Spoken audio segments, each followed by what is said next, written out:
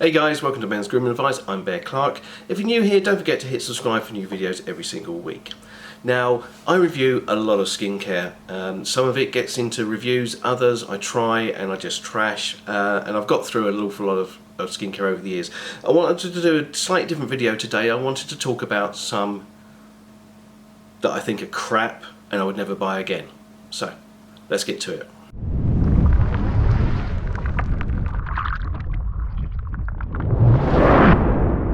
So I don't want to be too negative about this, guys, and if there's anything that I review here or I mention here today that you like, that's great. Feel free to tell me in the comments why you like it and why I'm wrong. Hey, everybody's skin's different, everyone's welcome to their opinion. But I want to talk about a few things that I impulse buy, as you might have gathered. At the moment, as of doing this video, I have never been sent a free skincare sample for anything. Okay, so none of the manufacturers have sent me anything. Everything I've bought with my own money, which means that I have to be quite careful, but sometimes I buy things on impulse. I'm really bad at buying things on impulse, and sometimes I buy things in a sale just because I think, well, it's cheaper, let's give it a go. So one of those things that I impulse buy was the Ultimate All-in-One Day Intense Moisturiser by Beverly Hills. So with the Beverly Hills name on it, the way it's marketed, it's obviously supposed to be a slightly upmarket product. It's got the separate inner protective lid, which I like. No spatula, which a lot of the higher quality ones will come with. So it's a thick yellowy moisturiser, which smells awful, just very chemically. I don't think there's anything particularly it's supposed to smell of. I suppose it smells a little bit like a cross between toilet cleaner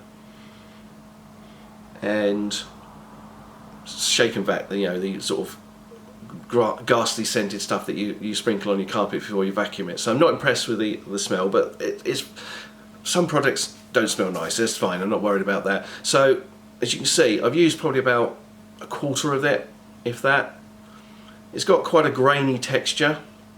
It has got SPF 30 in it, but as I always tell you guys, SPF in a moisturiser is, if it's there, fine, whatever. Don't buy it for its moisturiser, for its sunscreen, because you always should be wearing separate sunscreen on top of your skincare products, regardless of what your moisturiser has in it or not. It's supposed to be ultra soothing, ultra smooth. No, it's rank. It's got beeswax in it, and it's got carnauba wax, which is quite weird because I've not come across carnauba wax in skincare, but I have come across it for years because I'm one of these people that loves shiny cars, and years ago when I used to have a couple of classic Porsches, I'd take them to shows, and you know, the concourse thing where they go around and mark them up, and carnauba is the sort of best wax you could get. I'd buy a tub this size of car wax, which would be like 150 quid's worth. So, but putting it on your face, no, it's £15 on Amazon. Don't like it. There is another product of theirs that I've bought, which I will review separately, which is quite interesting because it's one of these instant wrinkle treatments. You know, the ones you put under your eyes and all of a sudden your wrinkles go. So I'm going to review that separately. But this, yeah, no, that is, I don't know, I might use it for a hand moisturiser or something just to use it up because it's 15 quid and it's a bit galling to throw it away. Now obviously we've got sunshine here at the moment. You can probably see the lovely British sunshine flowing through the window during our lockdown. We don't get an awful lot of sun in the UK, so it's quite common for people in the UK who want to look a little bit better to have to use some form of tanning product. So Saint Tropez is one of the best known ones. So I got this, well in fact I didn't get this one, my wife bought me this as a gift. It's the Grejul Tan Classic by Saint Tropez. So this is an everyday face cream for a light medium. So basically the idea is you use it like a moisturiser and it gives you it calls it a natural healthy glow.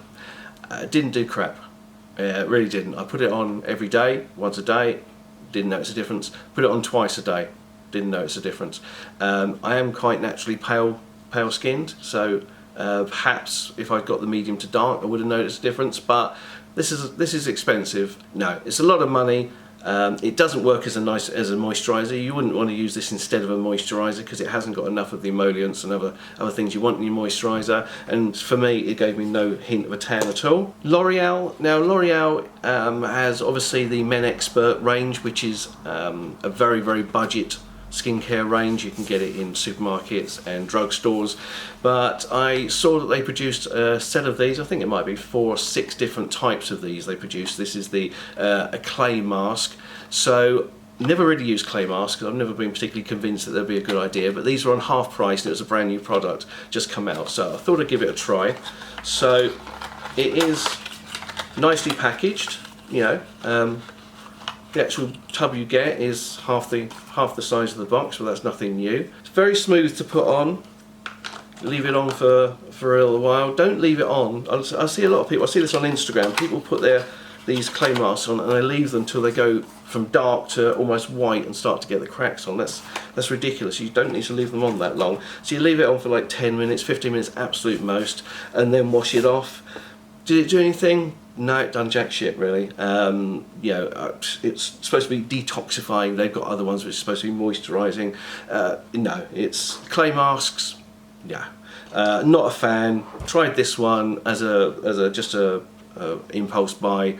Wouldn't bother again. To be honest, I don't recommend doing any clay mask anyway. But this one was definitely a no-go. And I ran out of my favourite under eye cream, which is the Dermalogica Active Lift. I love it. It does actually work. It's one of there's a lot of debate about whether under eye creams work. So I believe in using them. People like James Walsh, for instance, absolutely hates them, just thinks they're no use at all, just thinks they're a waste of money. But I like them. But I ran out of my Dermalogica, and I think it's about £46 for I thought I can't afford to spend that again, not now.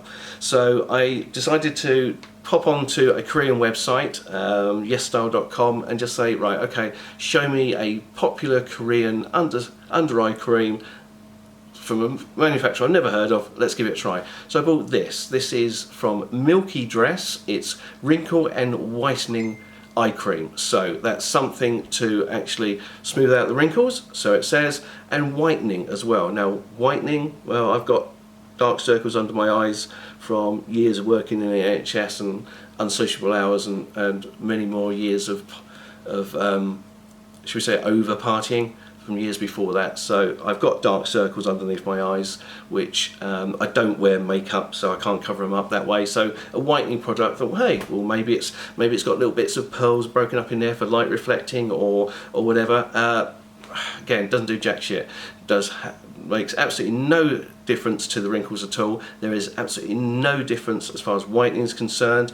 I've put this on, I've looked side to side, done comparisons, left it half an hour, done it again, put a second layer on, etc. It absolutely makes no difference. Now it wasn't very much, I think it was under a tenner, so, but it doesn't work, so why would I bother? Those are 4 products, guys, that I've used, which I certainly wouldn't. As I say, if they work for you, great, give them a go, but for me, not worth the money.